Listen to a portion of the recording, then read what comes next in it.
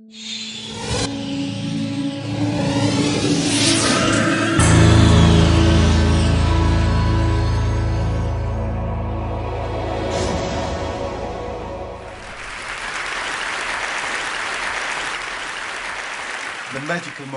magical moment of conducting, which is you go onto a stage, there's an orchestra sitting, they're all, you know, warming up and doing stuff.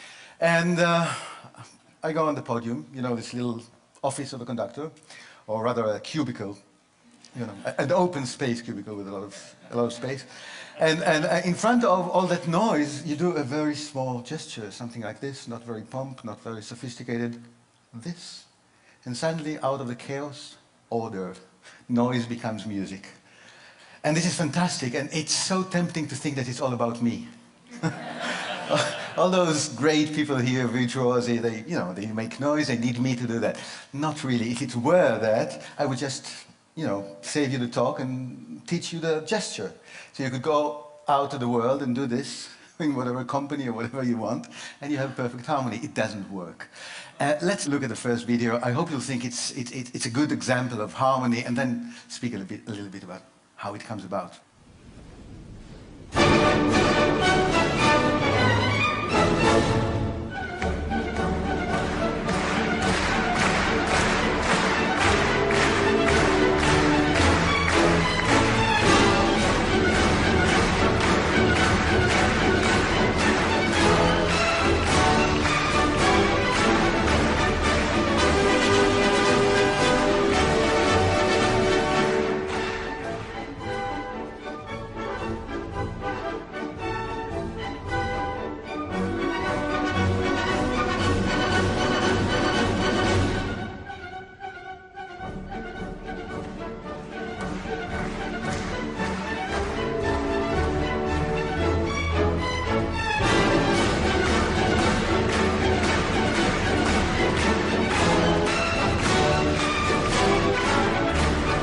Was that nice? So if that was a sort of a success, now who should we thank for the success? I mean, obviously the orchestra musicians playing beautifully, the Vienna Philharmonic Orchestra.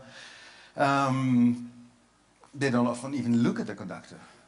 And then you have the clapping audience, yeah, actually taking part in doing the music. You know, Viennese audiences usually don't interfere the music. Yeah? This is the closest to an oriental belly dancing feast that you ever get in Vienna.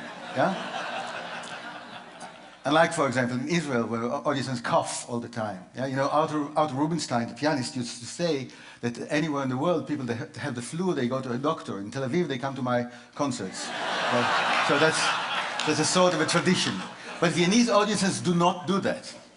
But here they go out of the regular just to be part of that, to become part of the orchestra, and that's great. You know, audiences like you, yeah, make the event.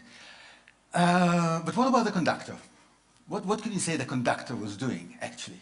Yeah, he was happy, and I often show this, you know, to senior management. People get annoyed. You come to work. How come you're so happy? Something must be wrong there, yeah? But he's spreading happiness. And I think the happiness, the important thing is this happiness does not come from only his own story and his joy of the music. The joy is about enabling other people's stories to be heard at the same time. You have the story of the orchestra as a professional body. You have the story of the audience as a community. Yeah? You have the stories of the individuals in the orchestra and in the audience. And then you have other stories, unseen.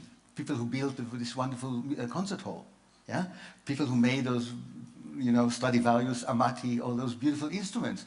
And all those stories are being heard at the same time. This is the true experience of a live concert. That's a reason to go out of home. Yeah? But not all conductors do just that. Let's see somebody else, a great conductor, Riccardo Muti, please.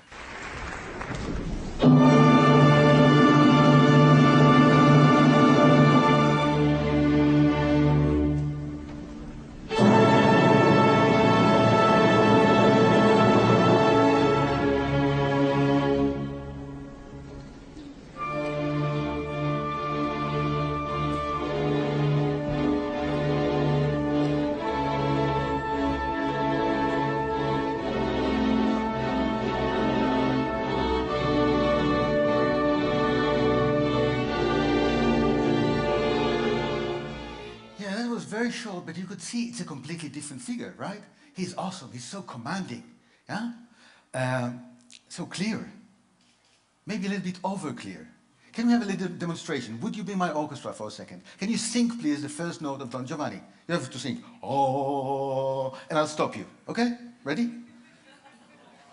Well, come on, with me.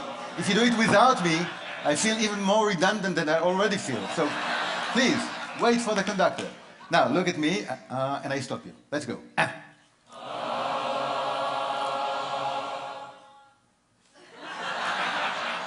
So we'll have a little chat later. But there's a vacancy for a...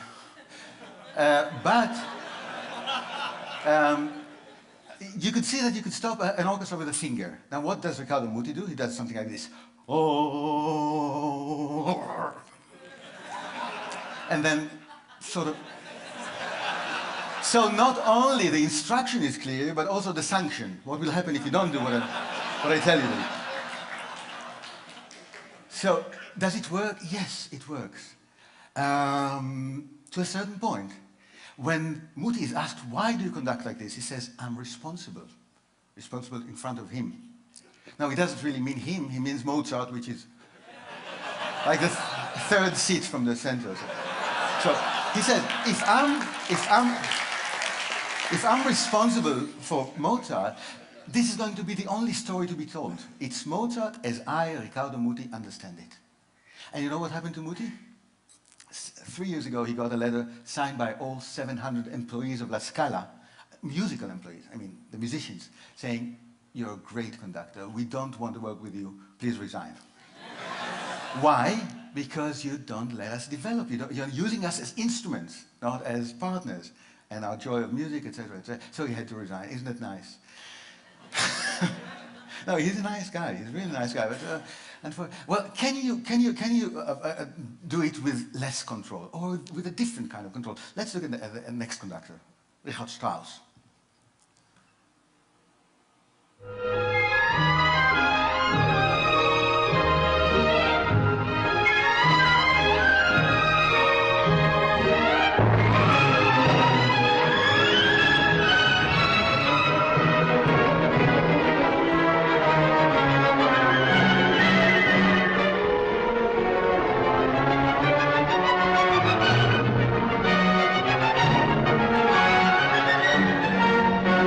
I'm afraid you'll get the feeling that I really, picked up on him because he's old, and it's not true. When he was a young man, about 30, he wrote what he called the 10 Commandments for conductors. First one was, if you sweat by the end of the concert, it means that you must have done something wrong.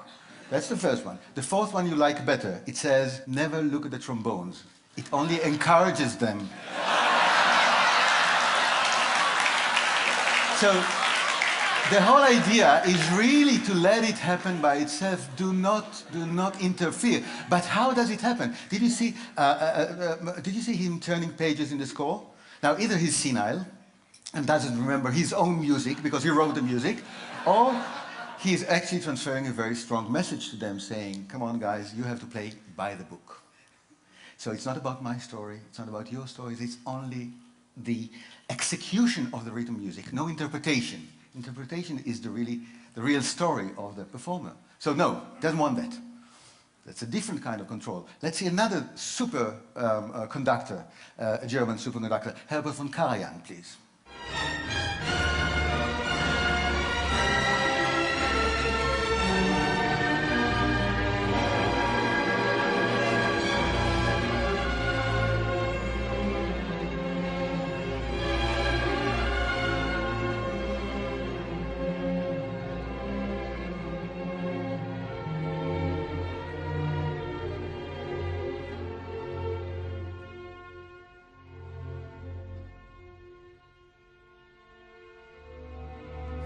What's different?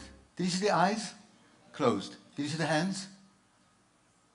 Did you see this kind of movement? Let me conduct you twice. Once like a Muti, and you'll clap. Just once, and then like Karajan. Let's see what happens, okay? Like Muti. We ready? Because Muti... Okay? Ready? Let's do it. And then. Good. Now like a Karajan. Since you're already trained, let me concentrate, close my eyes. Come, come. Why not together? Because you didn't know when to play. Now, I can tell you, even the Berlin Philharmonic don't know when to play. Yeah? But I'll tell you how they do it. No cynicism. This is a German orchestra, yes? They look at Karajan, and then they look at each other. Like, do you understand what this guy wants? And after doing that, they really look at each other, and the first players of the orchestra lead the whole ensemble in playing together. And when Karajan is asked about it, he actually says, yes, the worst damage I can do to my orchestra is to give them a clear instruction, because that would prevent the ensemble, the listening to each other that's needed for an orchestra. Now that's great. What about the eyes? Why are the eyes closed? Yeah? There's a wonderful story about Karajan conducting in London, and he cues in a flute player like this. The guy has no idea what to do. So, Maestro, with all due respect, when should I start? What do you think Karajan's reply was? When should I start? Oh yeah. He says, you start when you can't stand it anymore. Meaning that you know you have no authority to change anything. It's my music. The real music is only in Karajan's head, and you have to guess my mind. So you are under tremendous pressure because I don't give you an instruction, and yet you have to guess my mind. So it's a different kind of a very spiritual, but yet very firm control. Can we do it in another way? Of course we can. Let's go back to the first conductor we've seen. Carlos Kleiber, his name. Next video, please.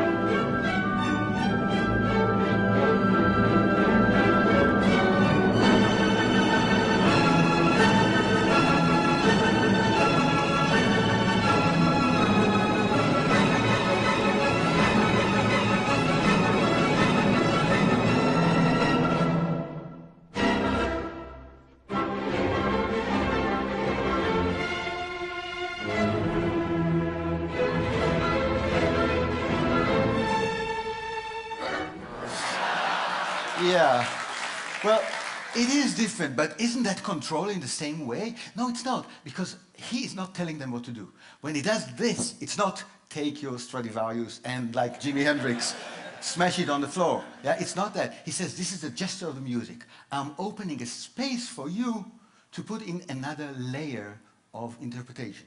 That is another story. But how does it really work together if he doesn't give them instructions? It's like being on a roller coaster. Yeah? You're not being given any instructions. But the forces of the process itself keep you in place. That's what he does. But the interesting thing is, of course, that the roller coaster does not really exist. It's not a physical thing. It's in the players' heads. And that's what makes them into partners. You have the plan in your head. You know what to do, even though Kleiber is not conducting you, but rather here and there and that.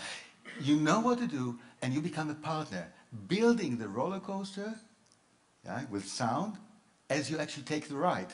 This is very exciting for those players.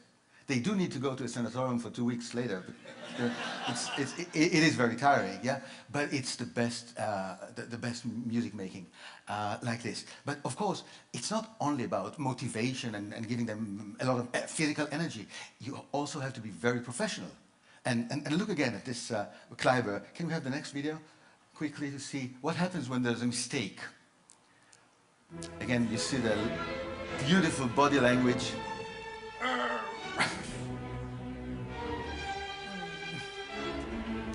And now there's a trumpet player who does something not exactly the way it should be done. Go on with the video. Look. See? Second time for the same player. And now the third time for the same player.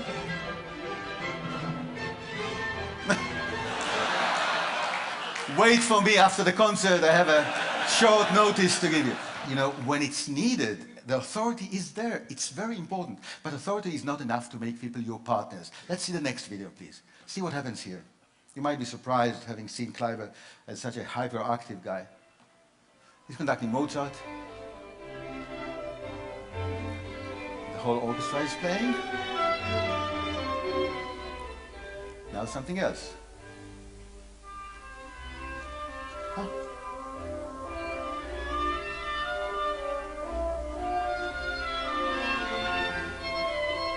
See? He is there 100%, but not commanding, not telling what to do, rather enjoying what the soloist is doing. Another solo now. See what you can pick up from this.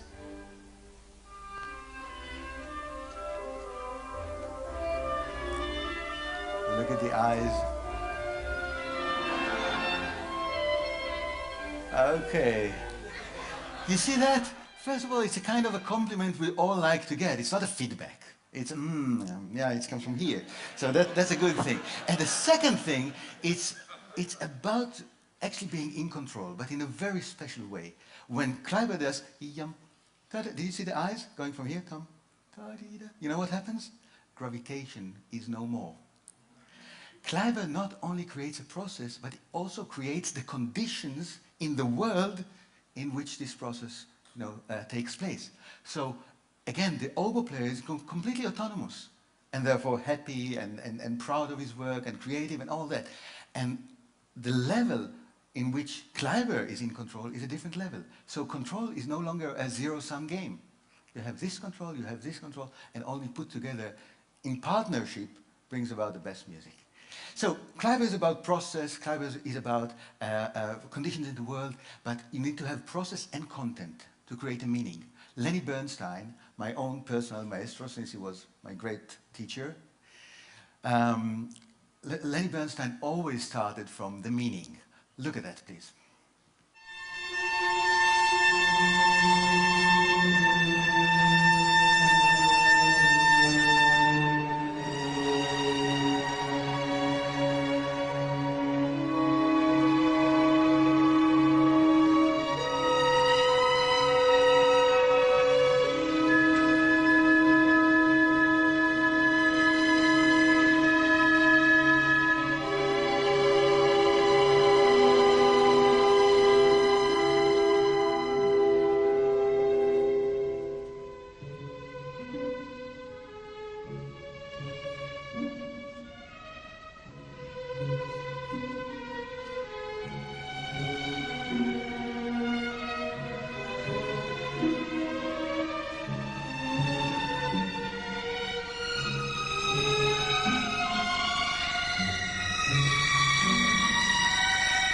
Remember the face of Muti at the beginning? Muti had a wonderful expression, but only one. Did you see Lenny's face? You know why? Because the meaning of the music is pain. And you're playing a painful sound and you look at Lenny and he's suffering, but not in a way that you want to stop. He's suffering like, enjoying himself in a Jewish way, as they say. Yeah? No, he's suffering. But you can see the music on his face. You can see that the baton left his hand, no more baton. Now it's about you, the player, telling the story.